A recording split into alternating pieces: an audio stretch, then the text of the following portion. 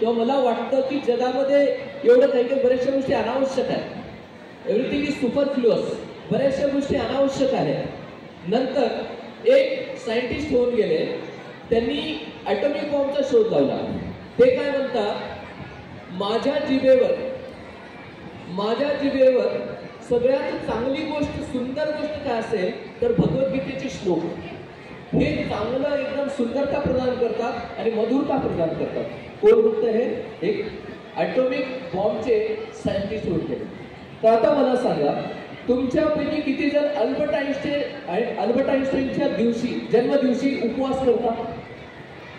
किती जण उपवास करता अल्बर्ट आइन्स्टाईनच्या जन्मदिवशी, बर्थडेच्या दिवशी उपवास करता? ठीक आहे. तुमच्यापैकी किती जण राज कपूरच्या मृत्यूच्या दिवशी उपवास करता? नाही करत. बरोबर आहे.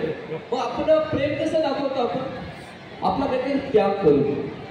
आणि आपण जर पाहिलं तर आपण कोणत्या हिरोसाठी उपवास नाही करत, आपण कोणत्या क्रिकेटरसाठी उपवास नाही करत. आपण कोणासाठी उपवास करतो?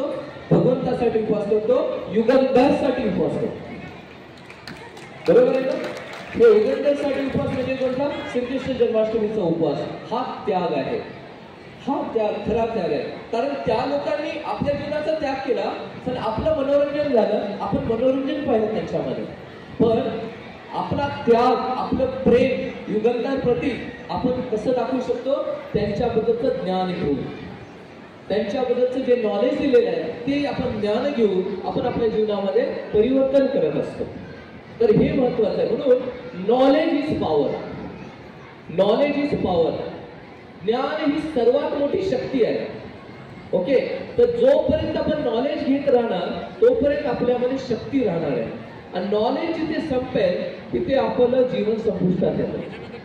ठीक आहे. तर म्हणून हे जी भगवद्गीता आहे याच्यामध्ये मन एकाग्र कसे करणे, एक दुसऱ्यासोबत संबंध कसे जोडणे,